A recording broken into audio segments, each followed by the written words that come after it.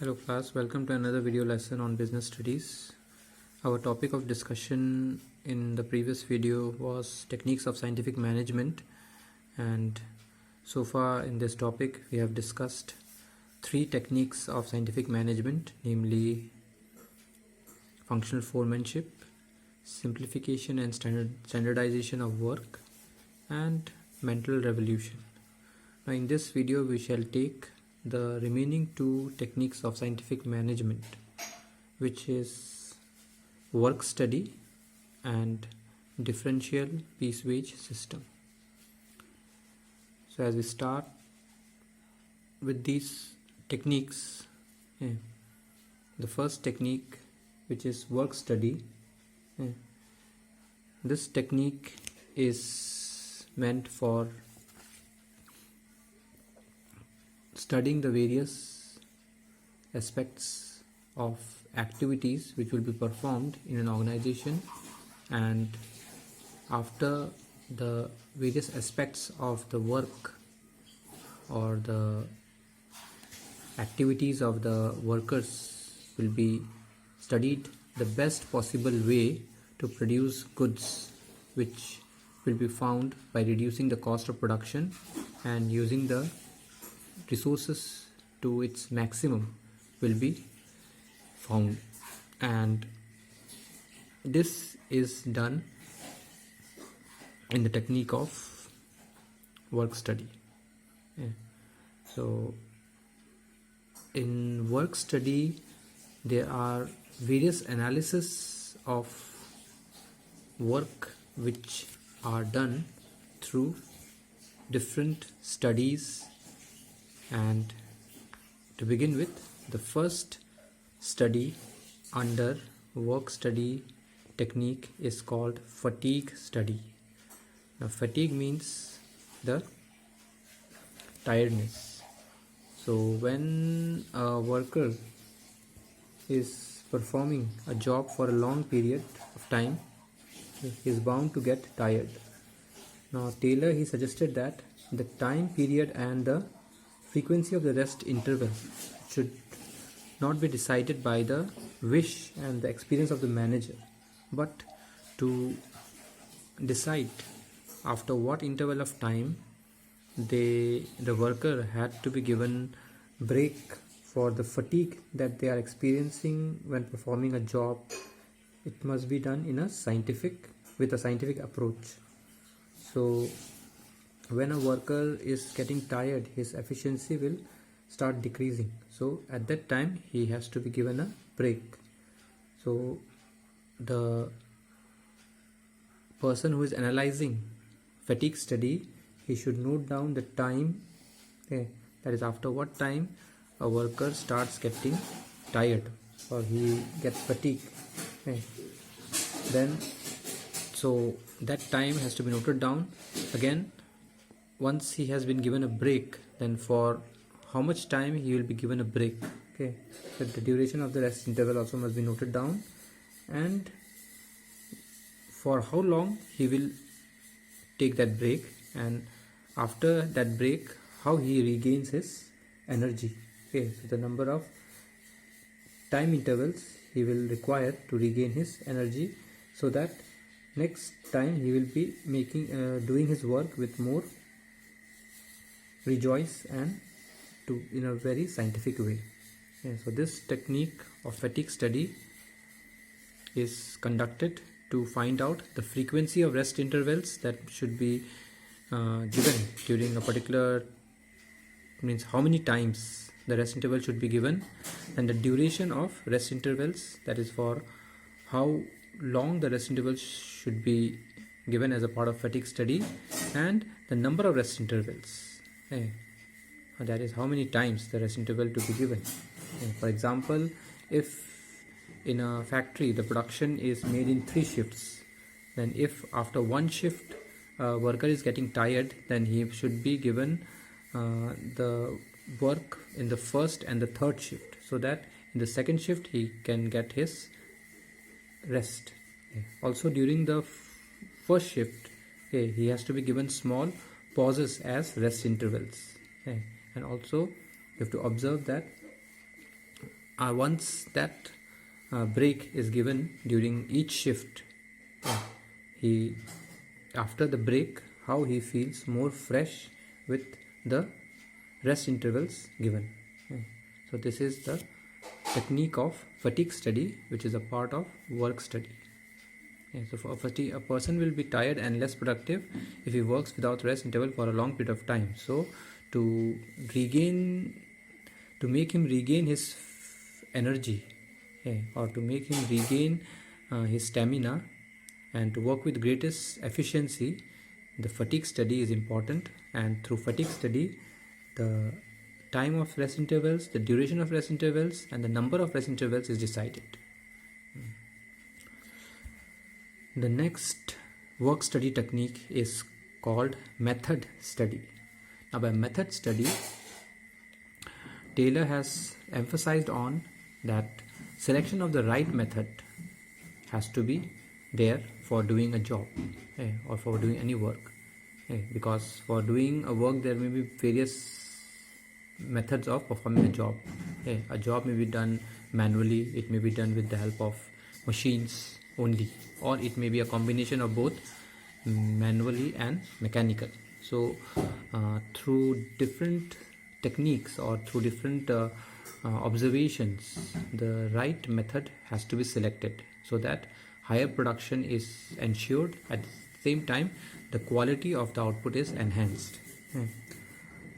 So Taylor suggested that the method study should not be decided by rule of thumb, but all the methods has to be tried in the organization, and the one which is the method that brings maximum benefit to the organization with minimum cost should be selected. So there are different parameters to judge to decide on a perfect method to do a work. It has to be started right from the planning stage of the job, like right from the time we are procuring the raw material, then arranging the different factors of production, then how will those factors of production will be used during the actual task, till the final product has been delivered. So at each stage of the production of a particular product, the various techniques and the various steps which are involved, minutely all of these steps have to be studied, and then the best method of doing the job should be devised. That is the concept of method study. Like in many big companies or big production units, they are following the concept of assembly line by using the method study. Like a car producing company will be having its, like the different parts of the car will be fixed at various stages in an assembly line of cars at its production unit. There will be specific stages where it will be planned, like at what stage a particular part of the car will be added to the various stages of production. So this way, when the assembly line of a method is adopted, then the best method of finishing a product or to make a product is devised. So we have to find out the various methods, and it should be cost effective. That is the main objective of method study. The method should involve minimum cost, and it should exploit the resources to its maximum, so that the benefit derived from it will be the maximum for the organization. The next work study technique is called time study. So this technique, the objective of this technique is to find out the standard time to perform a job. That is, for in how much time a job will be completed. Also, using this technique, we can set up the standard target for the workers. Like during that time, what is the target or the output the workers are supposed to achieve. And also we may decide on the number of workers who are required to perform a job. And how many workers will be required if we set up that standard target to finish the job. And thus we will be able to categorize the workers into efficient and inefficient employees. Once the time study is conducted to perform a job, we will know like who are those workers who are able to achieve the target within the standard time, and those who will be not able to produce it during that time, they will be considered as inefficient, and those who may finish it before the time, they will be efficient workers. So that is the concept of time study.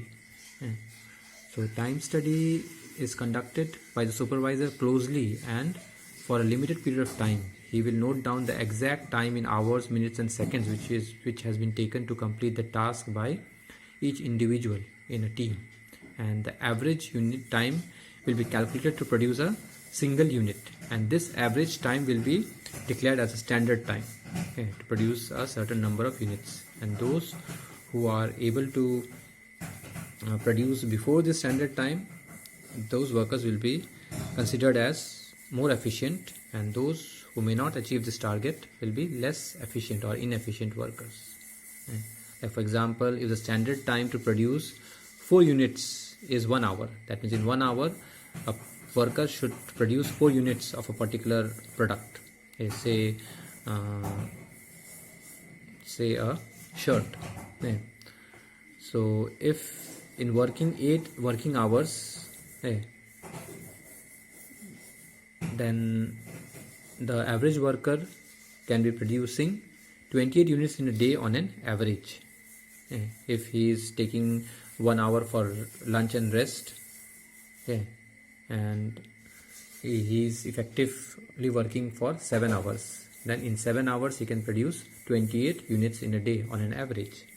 So this way the standard time will be set for achieving the target of production for a particular day or for a particular batch of workers who are producing a certain product.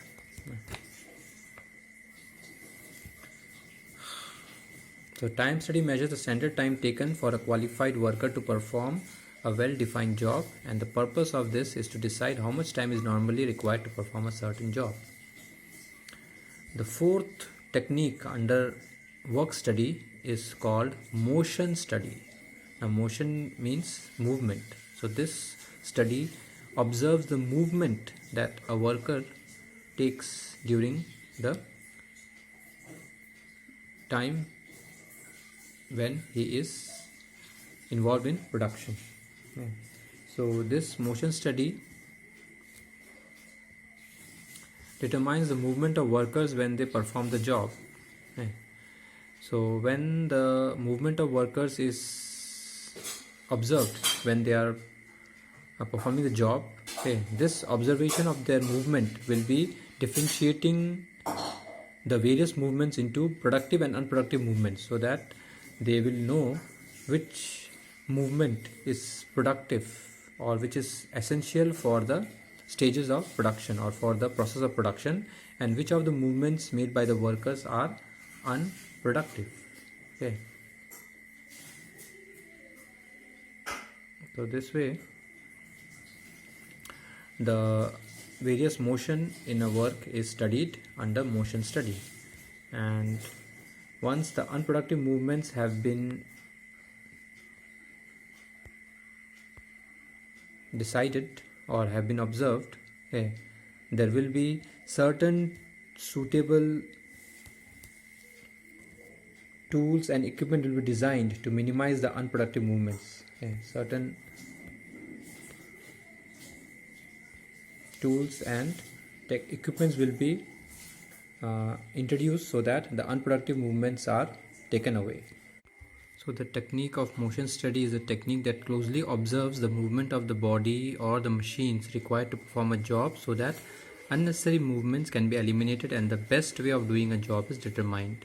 Like for example, if an average worker is observed It's found that the worker has to bend frequently to pick up the tools from the toolbox which is placed under his table. So every time he's bending down to pick the tools from the under his table, that is a part of unproductive movement. So if this has been observed, then a stool may be placed near the seat of that worker, and the toolbox may be placed on the stool so that he need not to bend each time, and that unproductive movement is eliminated from his process of, or the steps of production. So he will be saving his energy, and this energy will be improving his production capacity or his efficiency level. So the various work study techniques, as we have discussed, are time study, motion study, method study, and fatigue study. We now move on to the fifth and the last technique of scientific management, which is called differential piece wage system. Now, wage is the payment which is made to the workers for their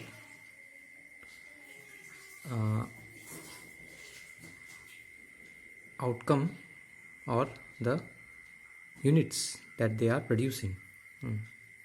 So in this system of wage payment, Taylor has emphasized on paying the wages, different wages to workers based on the number of units they are producing, such that the different workers will be paid differentially. It will not be the same amount paid uniformly to all the workers. So using this technique, the efficient and inefficient employees will be sorted out.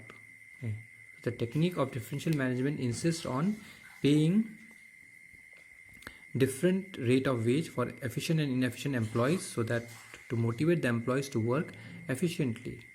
So this system insists on paying different rate of wages to efficient and inefficient employees, and those who are efficient employees, they will be paid some extra wages, so that it will motivate them and they will remain efficient. And when the efficient employees will be paid extra wages, seeing them, the inefficient employees will become motivated, and they will also try to come in the category of efficient employees. And when the payment is made according to the number of units which is being produced, automatically the production or the units of production will also be maximized. So this technique is a very strong motivator for employees to perform their work efficiently. So to apply differential piece wage system, Taylor has suggested that the company should be fixing a standard rate of wage for workers who are producing the standard output or their target, and those who are producing more than the standard target, they will be paid a higher rate of wage, and those who are producing less than the standard output, they will be paid a rate less than the standard rate. Like for example, if the standard target is 10 units per day, that means to the maximum 10 units per day should be produced, and to produce this 10 units, the standard rate set is rupees 50 per unit. That means for every 1 unit produced, rupees 50 will be paid. Now if a worker who is producing exactly 10 units, so he'll be paid 10 multiply 50, that means rupees 500 as his daily wage. But if another worker who is producing 12 units, so this worker has produced higher than the standard target. The standard target was 10, whereas he produced 12 units, so he is producing 2 units more. So in this case, as this worker has produced more than the standard target, he will be paid at a higher standard rate. Now for producing 12 units, he will not be paid at 50 per unit. He will be paying say for 60 per unit. Then he will be receiving 12 multiply 60, that is 720. So for his efficiency, okay, for his producing more than the standard target, he has been rewarded with a higher rate than the standard rate. On the other hand, if a worker who is producing less than the standard output, he will be penalized by paying him less than the standard rate. Like say a worker is producing only 8 units in one day, whereas the standard target was 10 units and the standard rate is 50. So since he is producing less than the standard target, he won't be paying at the same rate rupees 50. Say he will be paid at rupees 40 per unit. Then he will be getting a wage of 8 multiply 40, that will be rupees 320. Yeah. So this difference in their wages will be motivating the workers who are inefficient to become more efficient and earn more. So in this case, the efficient workers will be rewarded and inefficient workers will be motivated to improve their performance. That is the concept of differential piece wage system.